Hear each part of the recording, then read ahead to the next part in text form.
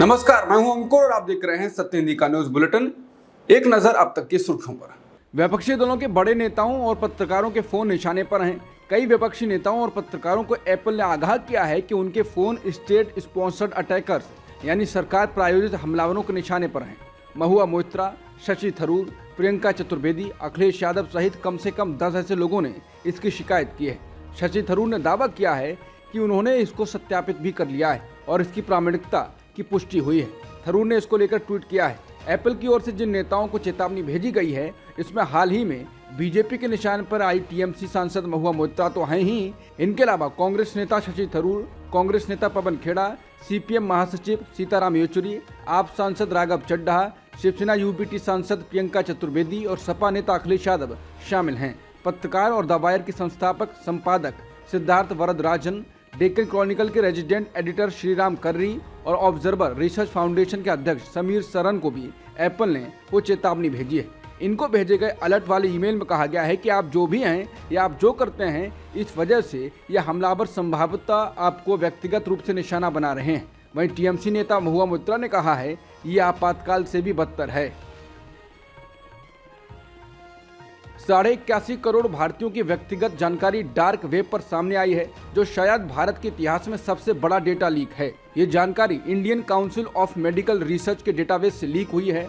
हालांकि लीकेज कहां से हुआ ये अभी भी अज्ञात है। सीबीआई लीक की जांच कर रही है। इंडिया टुडे ने अपनी रिपोर्ट में ये जानकारी दी है। इंडिया टुडे की रिपोर्ट के मुताबिक PWN0001 नामक हैकर ने सबसे पहले बताया कि डार्क वेब पर सारे डेटा मौजूद हैं। हैकर द्वारा साझा किए गए डेटा के अनुसार चोरी की गई जानकारी के आधार और पासपोर्ट विवरण के साथ साथ लाखों भारतीयों के नाम, फोन नंबर और अस्थायी और स्थायी पते शामिल हैं। हैकर का यह भी दावा है कि ये डेटा ICMR द्वारा कोविड-19 के दौरान जुटाई गई जानकारी से आया है। बता दें, डार्क वेब इंटरनेट का वो कोना है जहां कई सारे गैर कानूनी धंधे चलते हैं। जो इंटरनेट हम इस्तेमाल करते हैं वो वेब की दुनिया का बहुत छोटा सा हिस्सा है, जिसे सरफेस वेब कहते हैं। इसके नीचे छुपा हुआ इंटरनेट डीप वेब कहलाता है। डार्क वेब इसी डीप वेब का वो कोना है जहां हजारों वेबसाइट्स गुमनाम रहकर कई तरह के काले बाजार चलाती हैं। दिल्ली शराब नीति केस में अब ईडी ने दिल्ली के मुख्यमंत्री अरविंद केजरीवाल को समन जारी कर 2 नवंबर को पूछताछ के लिए बुलाया है। इसी केस में इससे पहले केजरीवाल से सीबीआई ने अप्रैल में करीब 9.5 घंटे तक पूछताछ की थी। दिल्ली शराब नीति केस में आम आदमी पार्टी के 2 वरिष्ठ नेता इन दिनों जेल में हैं। इसमें पूर्व डिप्टी सीएम मनीष सिसोदिया और सांसद संजय सिंह शामिल हैं। अब देखना है कि अरविंद केजरीवाल 2 नवंबर को पूछताछ के लिए ईडी के समक्ष उपस्थित होते हैं या नहीं। अगर वो समन पर उपस्थित नहीं होते हैं तो हो सकता है कि 1 या 2 बार और समन जारी किया जा सकता है।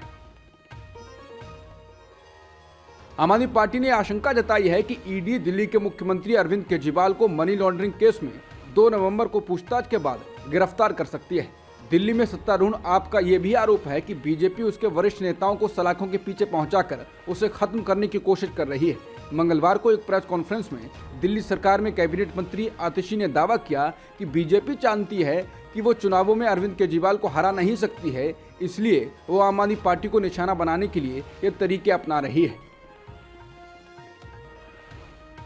आप नेता सौरभ भारद्वाज ने कहा है कि बीजेपी ये मानती है कि आपके सारे नेताओं को जेल भेज देंगे तो सरकार कैसे चलेगी, पार्टी कैसे चलेगी। उन्होंने कहा कि जेल से चलेगी और जेल से ही दिल्ली की जनता को मुफ्त बिजली, पानी, शिक्षा और स्वास्थ्य दिया जाएगा। राजनीतिक दलों को फंडिंग के लिए चुनावी बॉन्ड योजना की वैधता को चुनौती देने वाली याचिकाओं पर मंगलवार को सुप्रीम कोर्ट में महत्वपूर्ण सुनवाई शुरू हो गई है। चीफ जस्टिस DY चंद्रचूड़ और justice Sanjeev Khanna, justice BR गवाई, JB पारदीवाला और जस्टिस मनोज मिश्रा की बेंच 4 याचिकाओं पर सुनवाई कर रही है। बहस की शुरुआत जाने माने वकील प्रशांत भूषण ने की। प्रशांत भूषण ने कहा कि ये भारत के लोकतंत्र से जुड़ा हुआ मामला है, इसलिए इसका निपटारा 2024 के आम चुनाव से पहले किया जाए। भूषण ने कहा कि सरकार ने फेरा कानून में बदलाव करके उन विदेशी कंपनियों की भारतीय यूनिटों को चुनावी बॉन्ड खरीदने की अनुमति दी है। हालांकि पहले इस पर रोक थी। विदेशी कंपनी किसी भी रूप से चुनावी फंडिंग नहीं कर सकती थी। प्रशांत भूषण ने चुनावी बॉन्ड के जरिए आई रकम का खुलासा करते हुए कहा, केंद्र में सत्तारूढ़ दल भाजपा को ही लीजिए, केवल इस एक पार्टी को चुनावी बॉन्ड के माध्यम से 5 साल से कम अवधि में 5,000 करोड़ रुपए से अधिक का योगदान दिया गया है। भूषण ने कहा कि एक उम्मीदवार के लिए चुनाव खर्च की सीमा प्रति लोकसभा क्षेत्र 1 करोड़ से कम है।